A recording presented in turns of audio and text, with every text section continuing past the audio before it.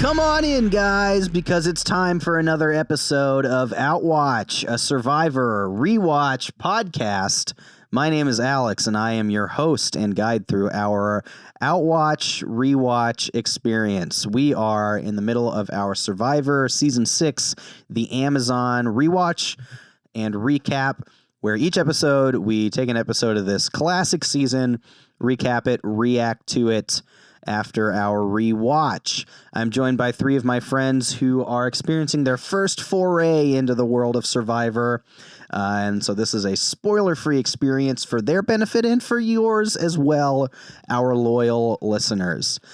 Before we delve deeply into today's episode, why don't you get acquainted with our co-hosts? First up, Adam, welcome to Outwatch. It's so good to be here. The Amazon's beautiful this time of year. It is mostly on fire, but...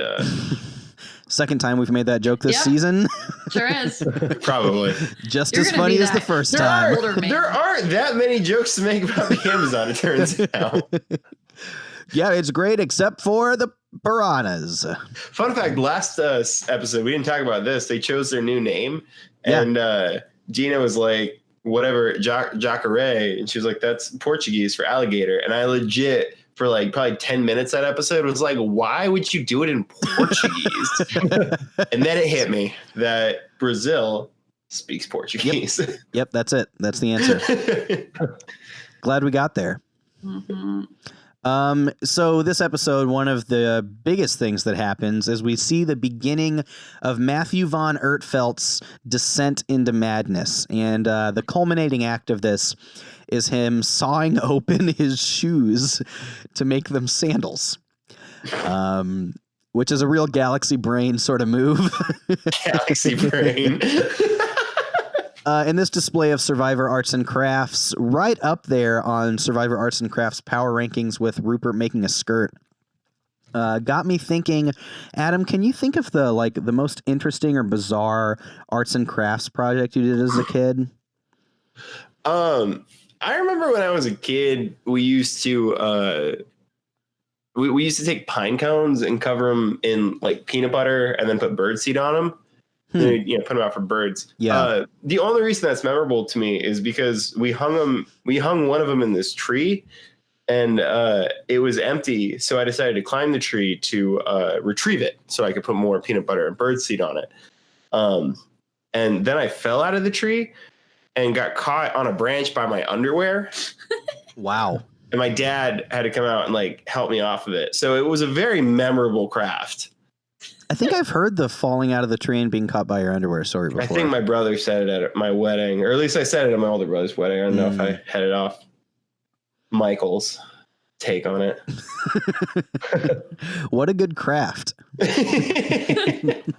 This great underwear. Fruit of the Loom used to make great underwear, by the way. That underwear can withstand being strung up.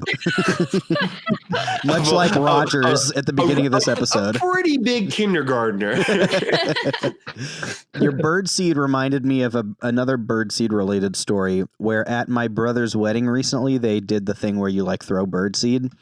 And my uncle convinced my cousin, who's like I think he's like a freshman in high school, that the birdseed was trail mix. He ate it.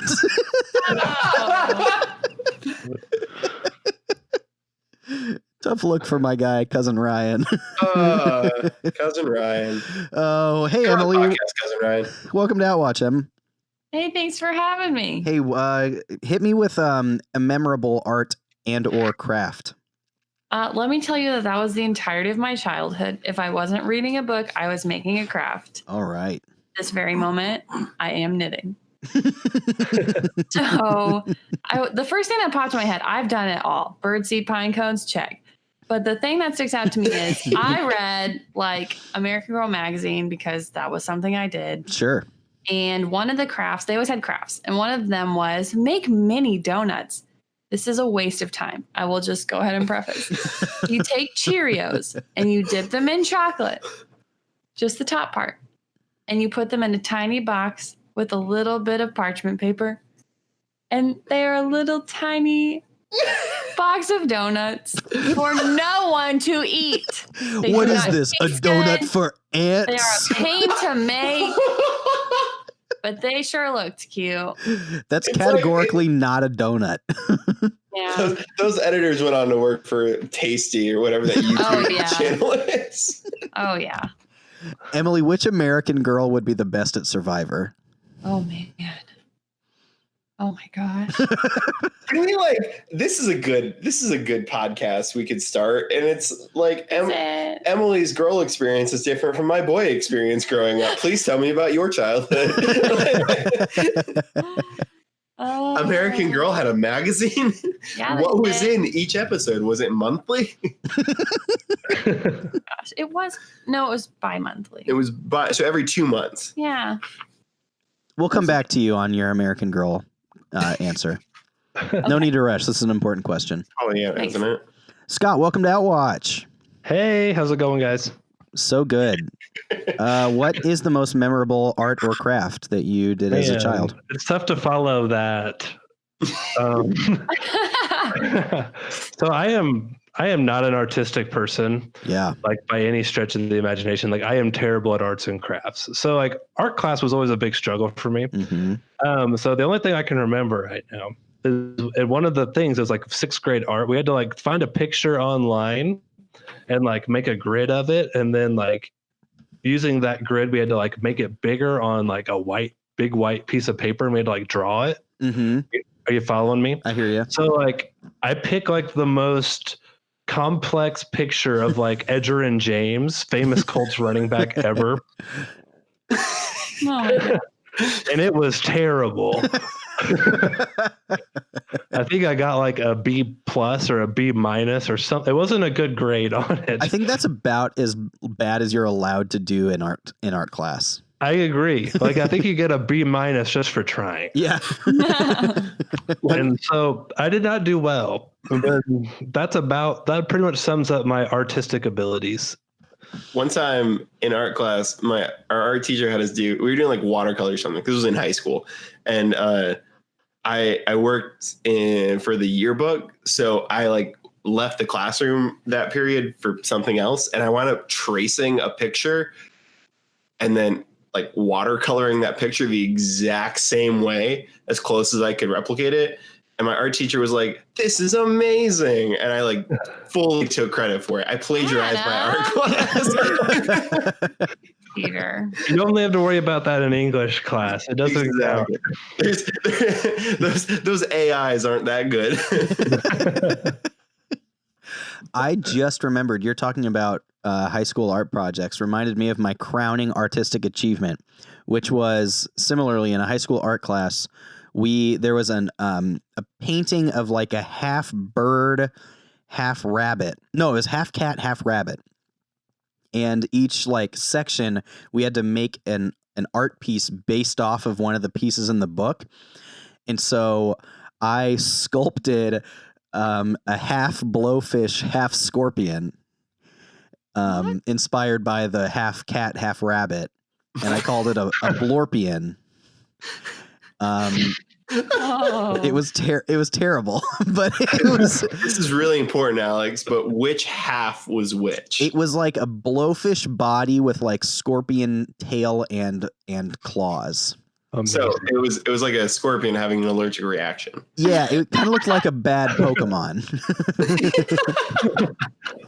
Can I revise mine? Yes, this is all we're talking about this episode. So actually, high school art, one of the projects I had to do was build like this gigantic structure out of like, it was a chair. You had to build a chair out of cardboard boxes. And me and a partner made a race car bed out of cardboard.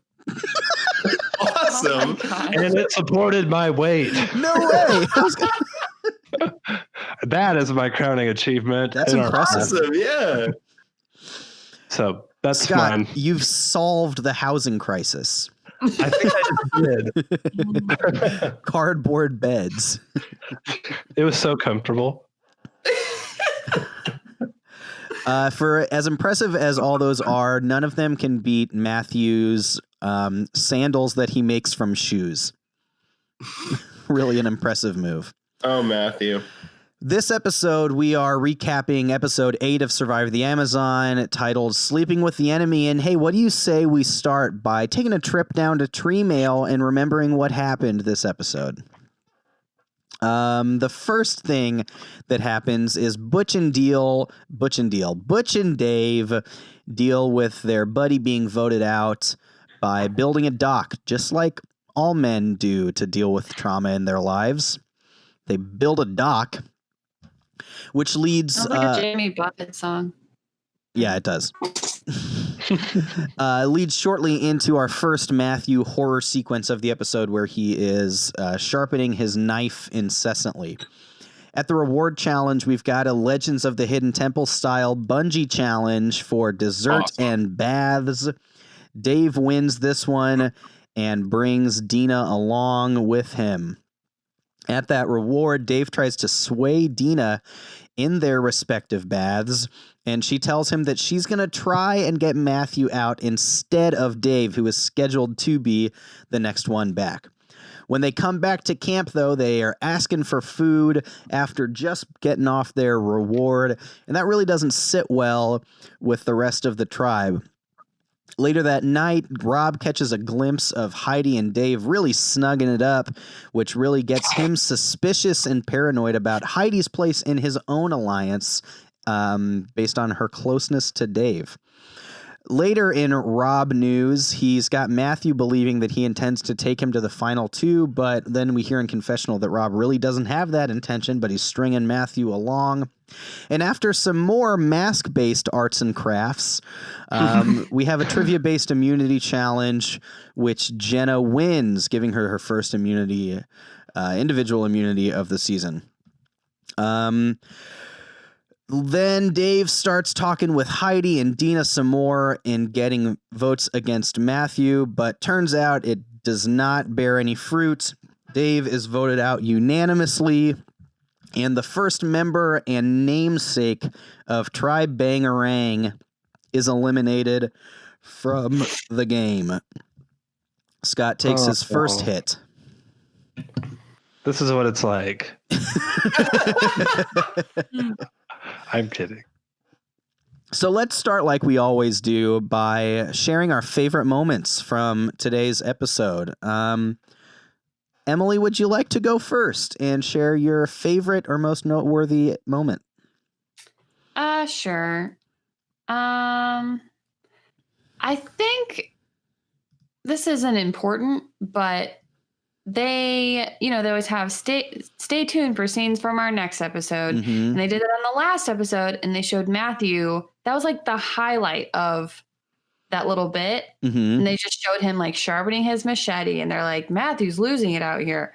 And then they showed the actual scenes here in this episode, and it was so anticlimactic. Like, anticlimactic. You're right. Anticlimactic. Anticlimactic. All right, I will not be self-conscious. Climactic. All right, so Anticlimactic. I don't know. Like it's just so interesting the way that they're portraying him, and I just wonder what it's really like, because they're showing him in these creepy scenes, and he's sharpening this machete. What seems like he's just in a trance, like about to flip on someone at any moment. And then they have a couple confessionals where people say one-off things like, yeah, he seems to be a little bit creepy. But then he's talking with Rob later, and he seems totally fine. And then they're even talking at tribal council, and Jeff asks him, like, you felt like you didn't really belong, and how do you feel now? And he's like, oh, well, things are totally fine. Yeah.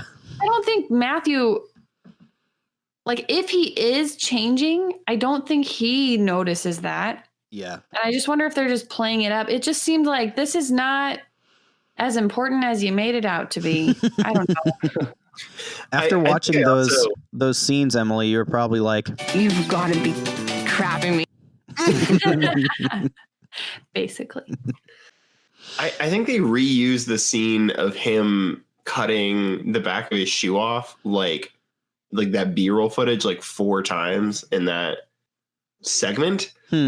Because it's the same part of the shoe that he's cutting every single time. And I'm like, there's maybe no it's just way a durable shoe. You're struggling with this now. It's a very good shoe. You know, hey, That Meryl. machete is pretty sharp, though. Those Meryls are pretty good. I will give him that. This is a product placement for Merrill. Yes. It's true. Unintentional. Some free How much they advertising. If this was 2019, they would tweet that clip and be like, look, our shoes are so good that Matt can't even cut through them. Scott, what was your favorite episode? Favorite moment from this episode? My favorite episode is whichever one we're talking about. This one right here. Yep. So right now, I don't know if I have a straight up just like favorite moment, but I just really like, we kind of talked about it in the last episode, but like Rob's like confessionals, and I just was a big fan of him in this episode. Like the part where he was like, I don't even like, basically like the whole, like to talk about Matthew, like how he's just completely using Matthew. Yeah.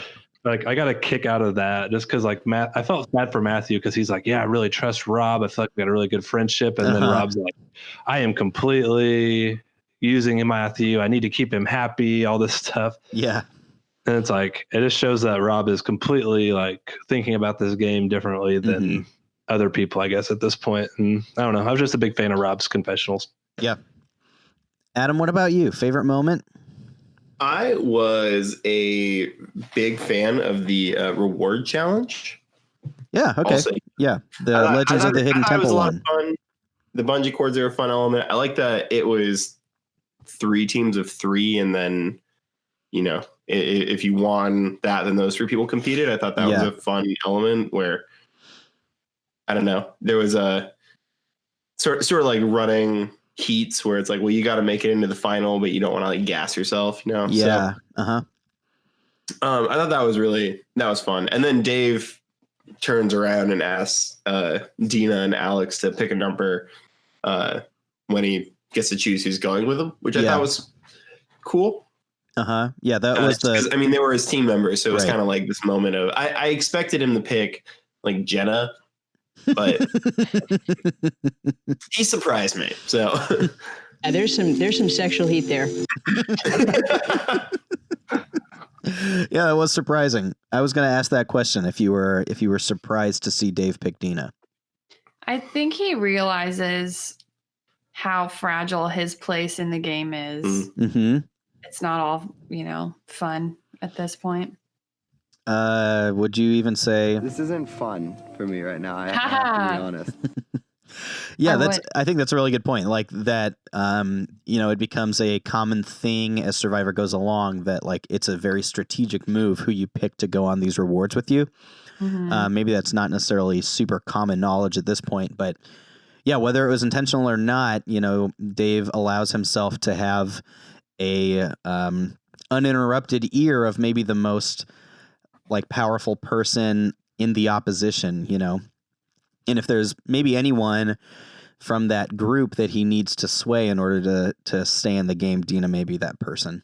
Can we also talk about how nasty their bathwater was? Oh, it was so gross. It was disgusting. I was kind of like, I was thinking about it, was like they should have taken a shower first and then gotten in the bath because there's no getting clean at that point.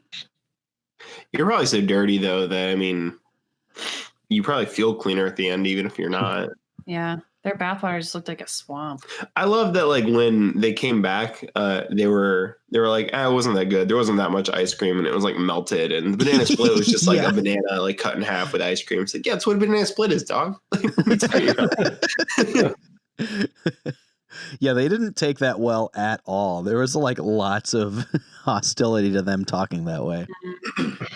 But I just don't think there was a way you could sell them that, like, you know, the reward really wasn't that good. Yeah, you guys missed nothing. It was in fact better that you were here. You would have been disappointed. Gotta own it. It's like that was really fun and cool, but like, yeah. And you just have to accept that, like, I got to experience something you guys didn't, and now I'm going to like fade into the background for a minute and like, for sure. Yeah. Yeah, you got to read the room there too, you know, because I think depending on the people that are there, sometimes they want to be like, "Oh, tell me all about it," and they really want to know, and other times they're like, "I don't want to hear about this." One of the things that happens early on in the episode that is just like kind of an offhand comment, but I found to be interesting to talk about was Rob says in a confessional that his core alliance, being himself, Alex, Jenna, Heidi, and Dina, are also the people that he just happens to most enjoy being around. And I found that as a very, like, whether he meant it this way or not, like an astute observation on like what alliances really are in Survivor. You know, there's this strategic side to it, but like, can you really form a strong, strategic, trusting alliance with someone that you hate being around? Like, probably not. And it leans into what we've talked about a lot this season, which is the importance of like the social game of Survivor. Any of you guys catch that? How much do you think that element plays into this powerful group being the powerful group? I think the problem with that is always the same thing that's happening with Matthew right now, where the group wants to like being around you too. And there's never a really good way of proving it, whether someone's faking liking being around you. And so you kind of trust them implicitly. Like, I feel like Rob is venturing down a path of implicit trust with Dina, Jenna, and Heidi that really puts him against the wall. Because if it's those three against him, they're going to try to vote him out. Yeah. I don't know. I think it's obviously very important to like who you're in an alliance with and like, you know, those sorts of things. But it's also being aware that everyone is playing a game. Yeah. And everyone might not be who they seem to be. Did you guys watch Solo, the Star Wars movie Solo? Mm-hmm. There's a thing that Beckett says to Han Solo, to the young Alden Ehrenreich version of Han Solo. He says something along the lines of, expect everyone is going to betray you and you'll never be disappointed. Maybe that may ring true for Survivor strategy as well. Yeah. We get the first of two Matthew horror sequences early on in this episode when he is incessantly sharpening this knife. I remembered this happened and I laughed out loud for a minute because this was this scene was so relevant in young Gurchev household meme culture. For a while, there's a confessional where Christy goes, "He's creepy.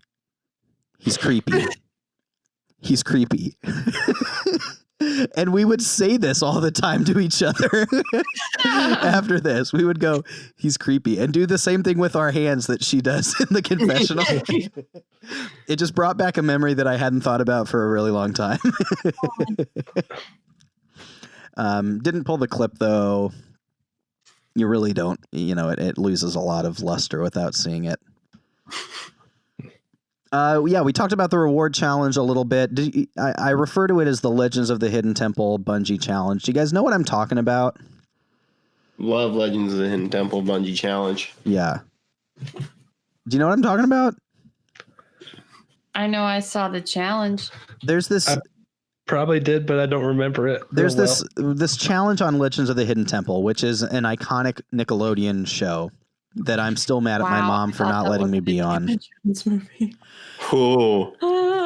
Where they basically have this challenge, except they're like, I think there's one person from either like team on either end of the bungee, and they have to like pick something up and then bring it back to the middle. But they did it, and it just instantly made me think of that. Yeah, it was like a popular inflatable thing for a while where it was like two people would be bungee together and then you had to like dunk a basketball or something like that. That's fun. But it like my earliest knowledge of it stems from Legend of the Hidden Temple. That should be our next pod. I loved Legends of the Hidden Temple. Can you get those episodes anywhere? Let's get syndicated on a podcast network, and for our bonus content, we'll just do Legends of the Hidden Temple. Good call. Scott, what'd you think about this challenge? What was that? I'm sorry. What'd you think about this challenge? The reward challenge? Yeah. I really enjoyed it. I was wondering, like, I would have wanted to go for the farthest flag first. Huh. Okay. Because that way you have more energy going further. Interesting. I don't know if they had that option, though. I think Jeff said they had to go in order. Okay. because that was like my first thought, like, because go for the furthest one first, and then as it gets easier, you're going closer. But obviously, that was not allowed. But besides that, I really enjoyed it. It was different. We haven't seen that yet. So I always like when we see challenges that I don't think we've seen before. So Yeah. I thought this one looked really fun and like really hard. The like way that they've got to like trudge through that mud. It looked really difficult.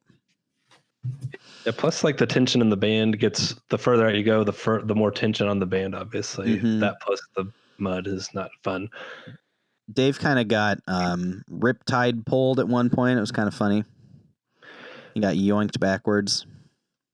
I did think it was interesting how like the different strategies that each group used. Like one tribe would like all three would be like together trying to go forward. And like one group had like two of the guys were like pulling tension on the band. So like one person had less, I guess their part of the bungee was less taut. I guess they were holding the tension for the person.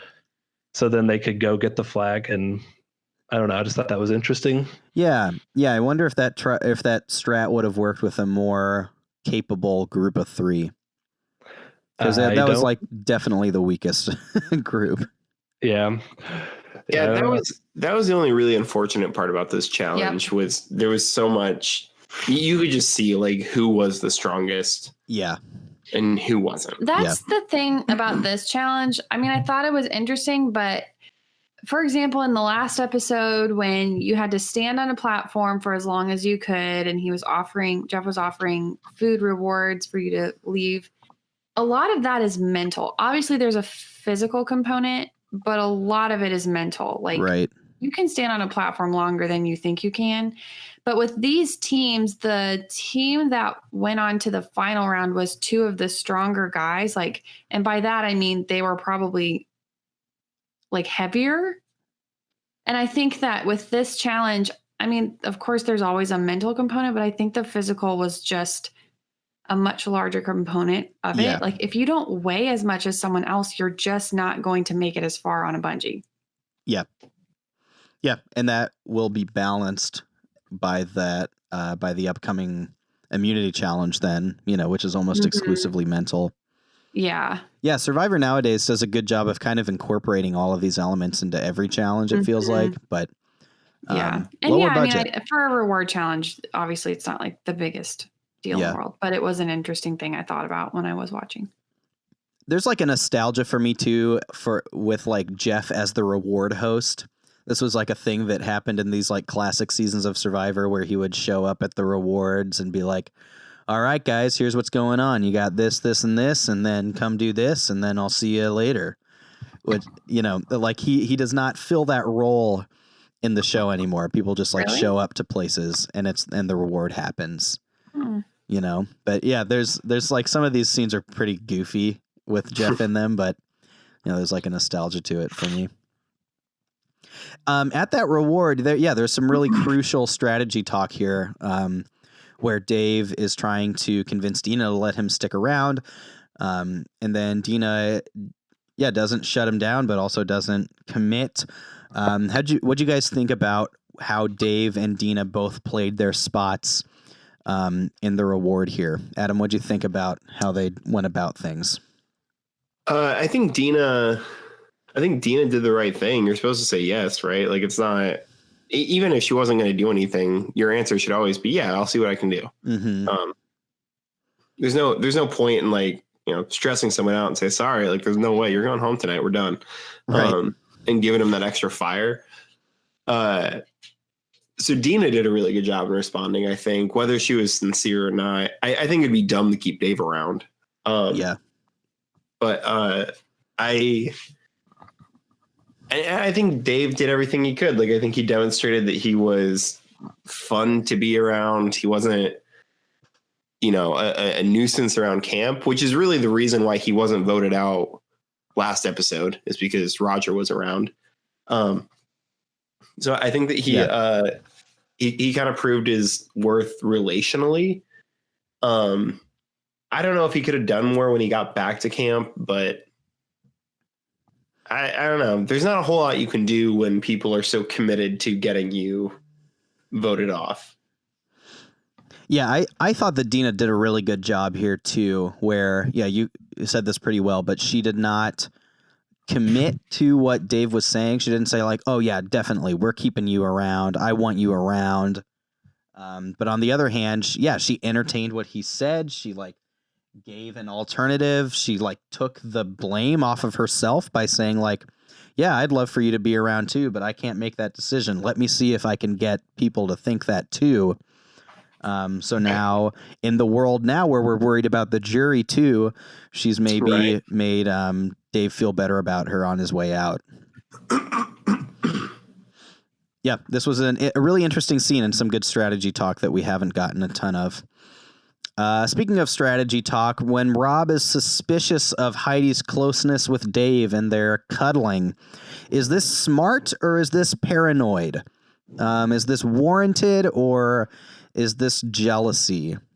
Scott, what do you think about this worry here from Rob? Can it be like both? No. Cop out. Cop out.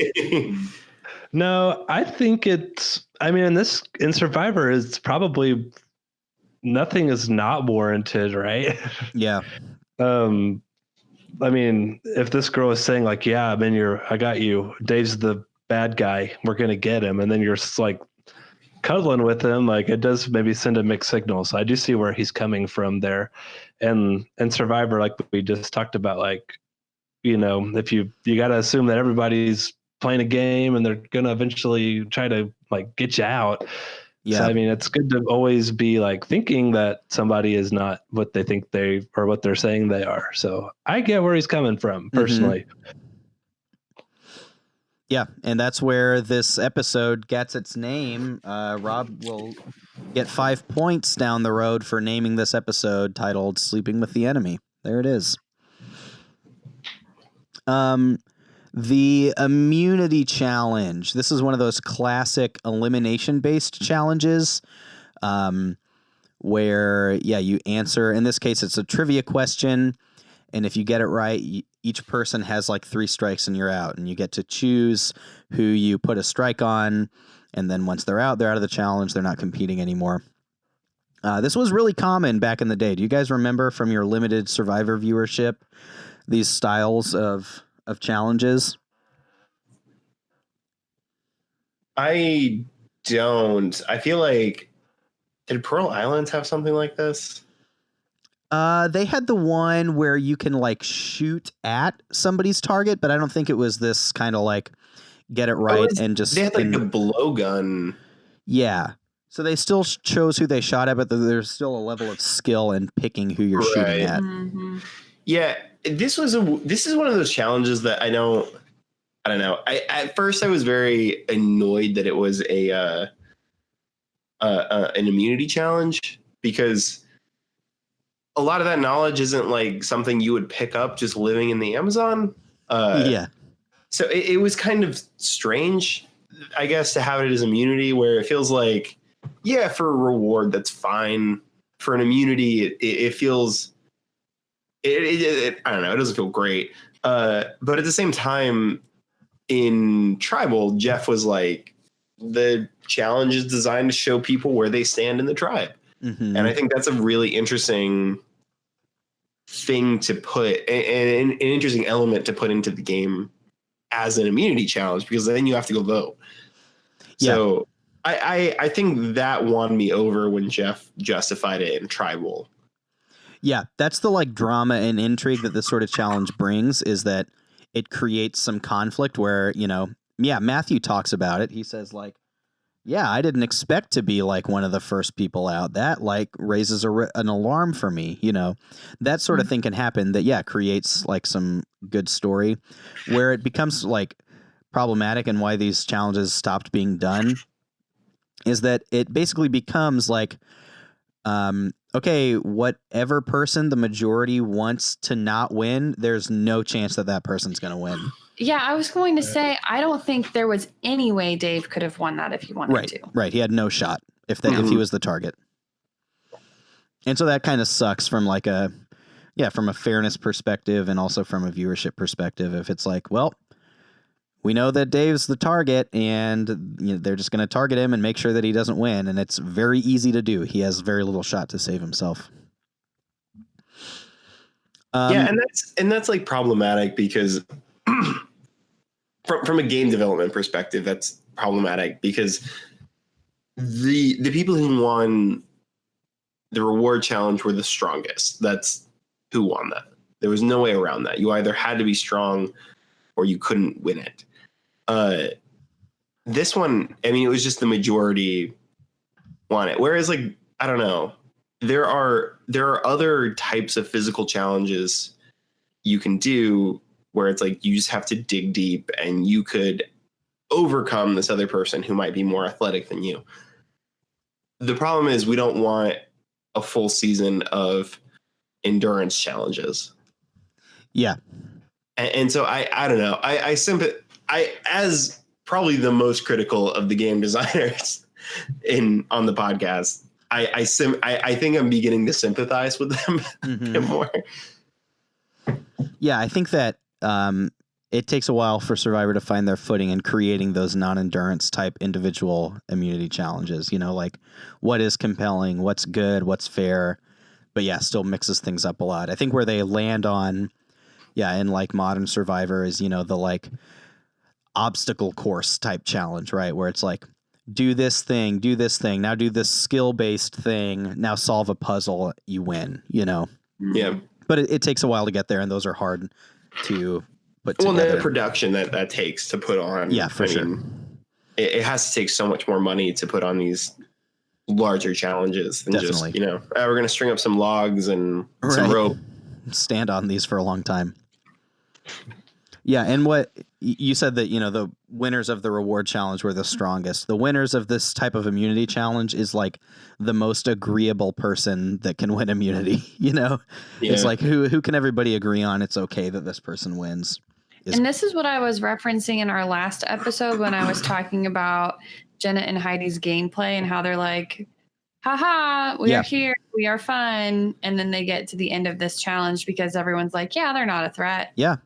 But they're in the biggest alliance. Well, like they are being strategic. Yep. Right. And that's an interesting argument for this is a reflection of the social component of the game, where you've managed to convince people that you are friendly enough, that you're not a threat to them, or that you're not going to vote for them, or you're not going to. So it's okay if you win immunity because you're not my target because I like you or because you're on my team. So I don't know. This is, I think if we think about it that way, it's a more agreeable challenge to me than just whatever. In this case, it's just so many people are targeting Dave. Right. It's hard to. Yeah. There's no chance he wins this. Yeah. So, and that's the problem is like, there's no perfect way that this game plays out. So did you catch when Matthew cut one of Dave's rope that he mocked him with a bangarang? Yeah. That was wonderful. Loved that. Yeah, Jenna winning immunity here gives us perhaps an excuse to talk about her because we haven't much for a while. Where do you guys make of Jenna's game in this moment and maybe her chances down the road?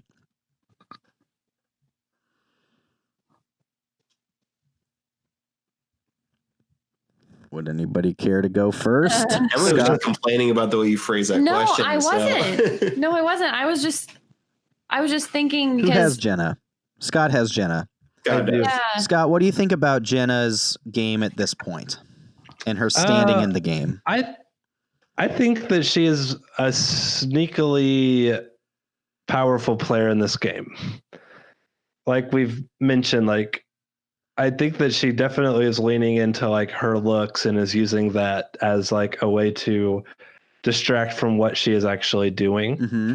And like she's in a very powerful alliance, and I think she's more strategic than they're letting on, at least that they're showing us.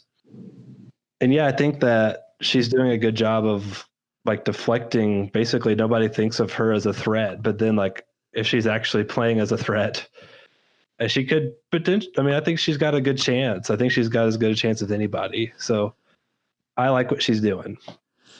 Yeah, I think that we've talked about this before, but like that game style is a really effective one to a point, right? Where like being the under the radar player who's not high on people's priority lists will do a really good job of getting you deep into the game. What it has a hard time doing is winning you the game. There reaches a point where you need to put some moves on your resume or to be seen as an influencer or as a game mover by your peers, or at least either that or sit next to someone that is worse than you and like maneuver things so that happens. So yeah, will she be able to put some moves on her resume and make it deep? TBD. Does Jenna ever return?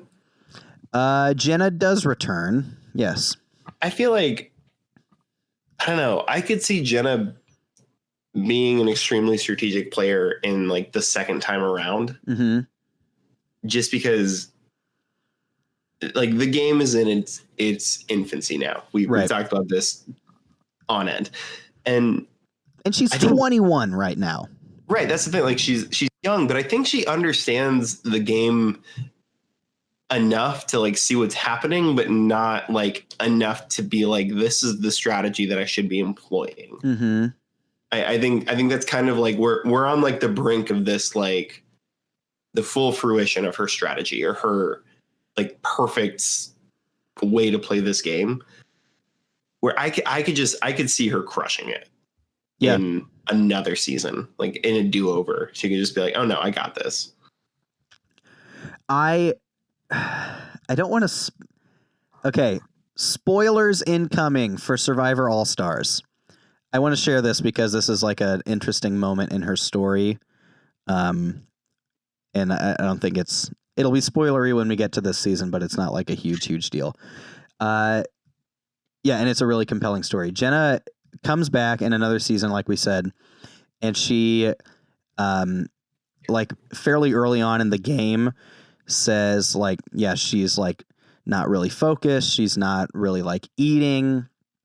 And it's revealed that it's because her like mother is like sick and was like sick when she was like leaving to play, that she's like has cancer. And she ends up quitting because she like is worried about her mom and feels guilty about leaving to play on the show.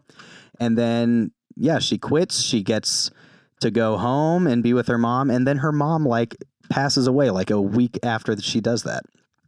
Oh, it's crazy. It's this really like sad story, but like, I don't know. She in this moment too is like robbed of being able to fully like show off what a second time, of Jenna can do, but also like totally makes a really correct choice in like going home and being with her mom rather than playing this game. So I don't know. It's just an interesting part to her whole Survivor story.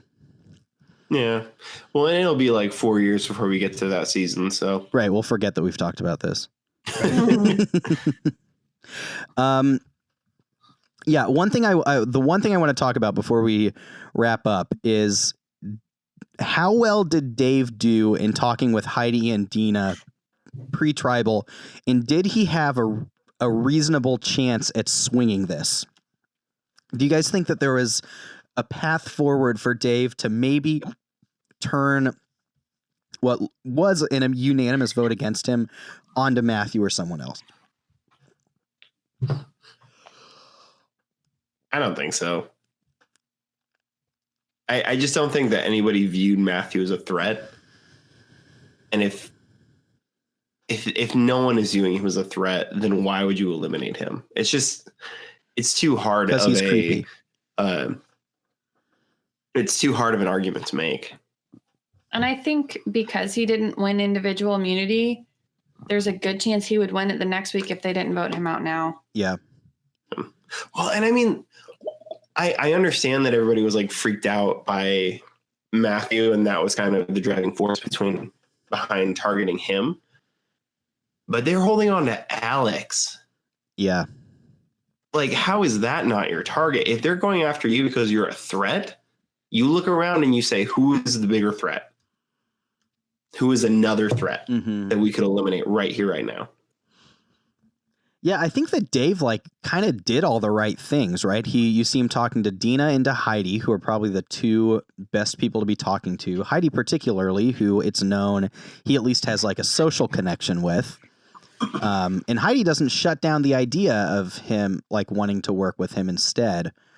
I think that it started well, but then he didn't push hard enough or make the right arguments, right? Because he's appealing on a social level to these people, saying, that you'd rather spend time with me than Matthew, and everybody can agree to that, but would they rather have him in the game of Survivor? That's where he falls short. But I wonder if there's a road where if he starts with Heidi and says look, let's flip this thing up.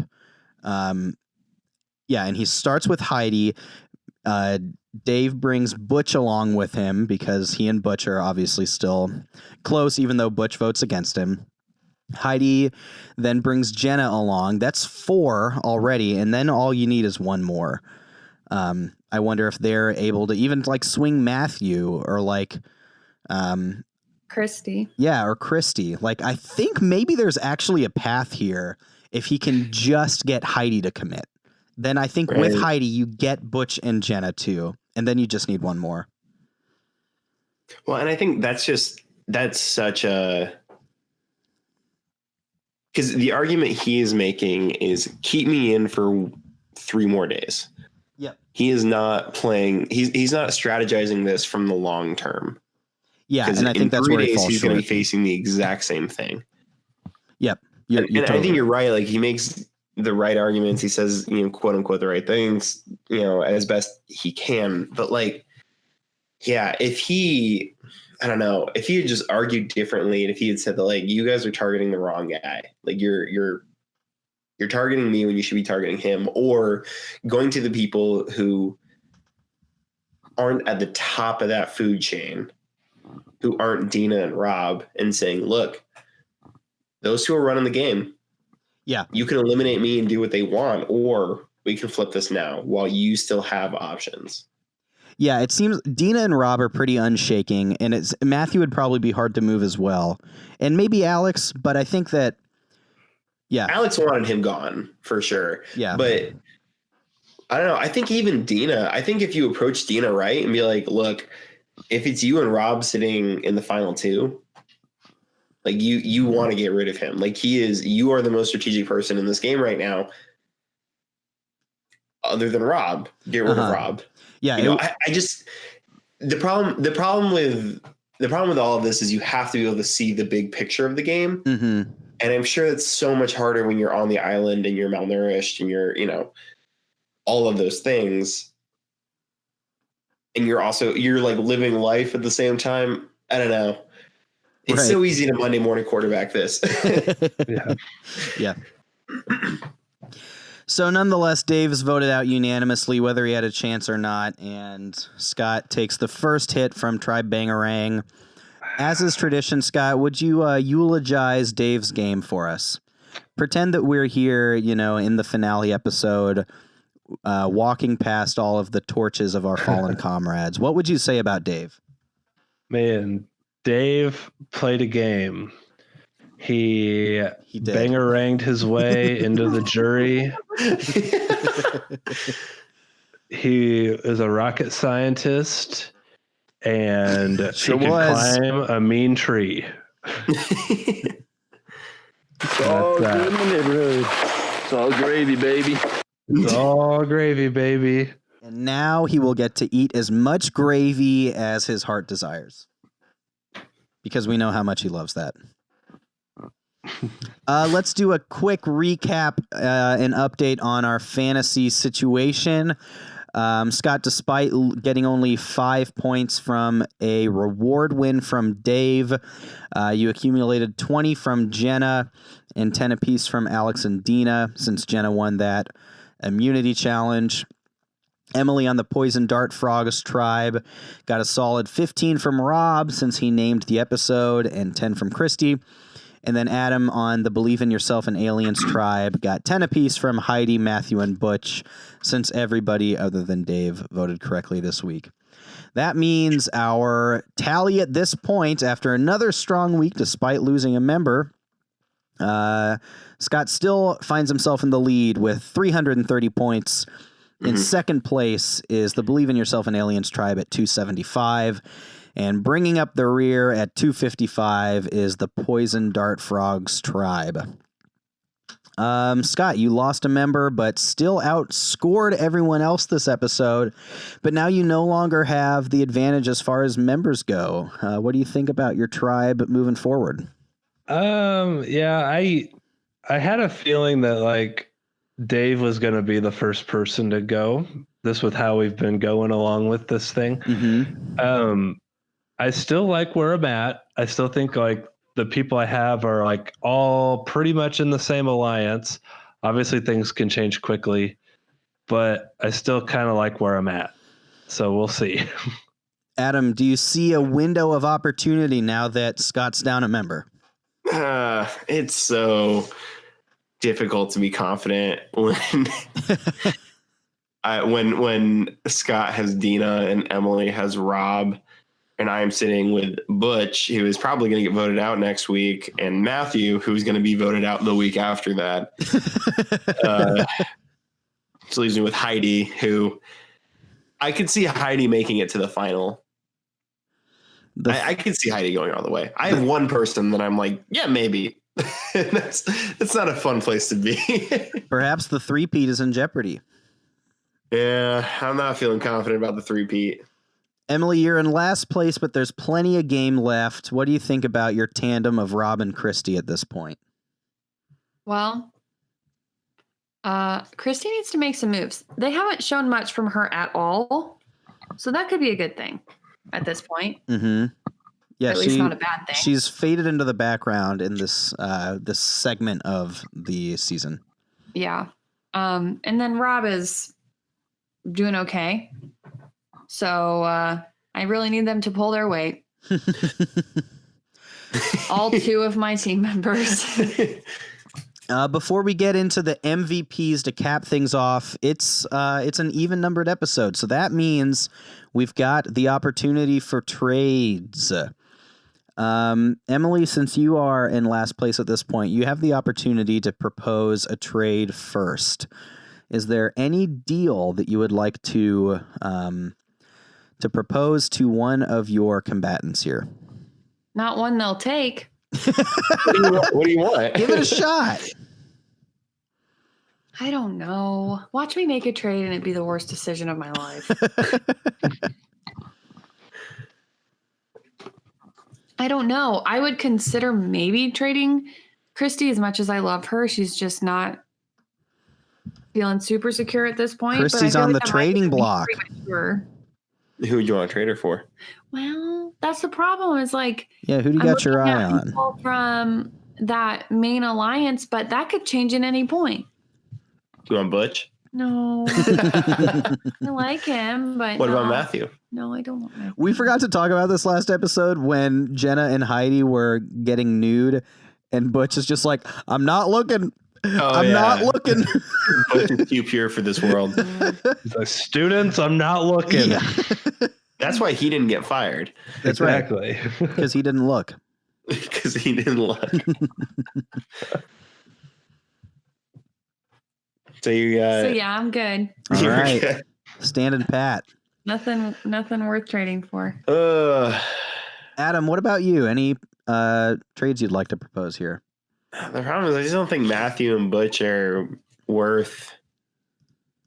I mean, whoever trades me Matthew and Butch, I can see Christy being a decent trade for either of those. Alex would be a tough sell. No way Scott's giving up Dina. He gives her the MVP every week. Jenna no reason not to. I think I'm just gonna stick with it. I chose my team for a reason. We're gonna win together. We're gonna lose together. That's all right with me. All right, Scott, you have the high ground, but you can still make a trade if you like. Anybody here you're looking to sell high on, perhaps? If I was going to sell high, it would be on I would probably try to sell high on Alex, but I'm gonna hang pat with where I'm at. All right. No trades again.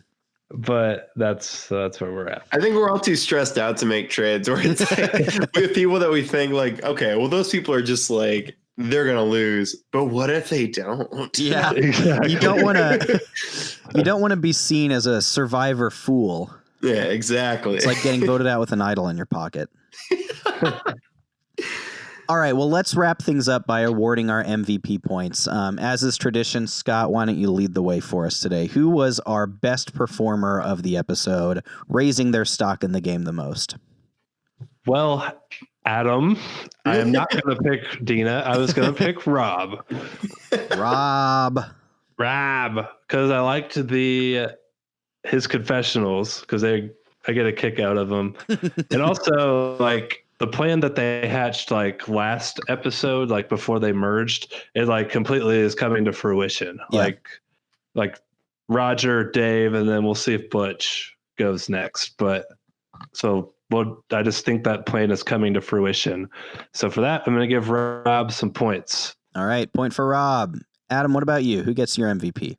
You know, Butch is going to get my MVP this week. All right. He built the doc, and his testimonial, his little face-to-face with the camera was, so people's feet don't get wet. Because if your shoes get wet, whole day's ruined. And that's just like, just a good person. I just love Butch. Butch is he's so like, I'm about to get voted out, but you know what? I'm still going to help these people. Butch is a very good guy. We do not deserve him. Yeah. Emily, who gets your MVP point today? I'll go with Jenna. Jenna. We've talked a lot about her strategy. I've learned that she comes back for All Stars, and she won individual immunity today. Yeah, good pick. I'm going to mirror that and give mine to Jenna as well for, she wins immunity. Things happen pretty scratch today, pretty as you would expect, so it doesn't seem like anybody's really making a big move. Jenna perhaps is a tertiary benefiter of Dave being gone. She said that Heidi is her greatest ally, and so having a potential distraction and Dave out of the game may be helpful for her as far as her relationship with Heidi goes. I was tempted to give it to Dina just because of how well she played her interaction with Dave as he heads off to the jury. But I think that immunity win is more important in the long run. So give me Dina Jenna. just plays at such a high level that even like when she plays it so well, we're just kind of like, yeah, she played that perfectly. We move on from it. Yeah, it's not surprising anymore. Right. All right. Did we miss anything? I think we're good. Wait. We did. I guess we kind of talked about it. Rob did talk about how if Dave was gone, Heidi might be cuddling with him. And I just think we need to bring that to the forefront. So that way Rob comes on our podcast. Rob, explain yourself. Explain yourself. How would former Cubs pitcher? What was he? Yeah, he's a pitcher. Pitcher. What was his name? Hamill? Cole Hamels. Mr. Hamill. Hamels. How does he feel about all this? He probably hates this guy. They probably like watch this season at some point, And Cole's like, who the hell is this Rob guy? He's so disrespectful. He's not even funny. There are spirits on the island. There are spirits in this jungle, and through the magic of the magic 8-ball, I can channel and harness those spirits. We need more magic 8-ball. We do need more magic 8-ball. It's been a minute. And that jaunty music. I love the jaunty music, the clown music.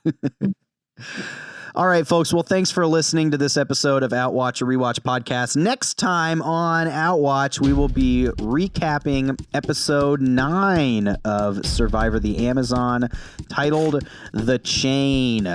Make sure that you subscribe to our feed, that you leave us that good 5-star review. Hit us up on our email, outwatchpodcast@gmail.com, or our Twitter @OutwatchPodcast. And let us know your best arts and crafts story from your childhood. We'll see you next time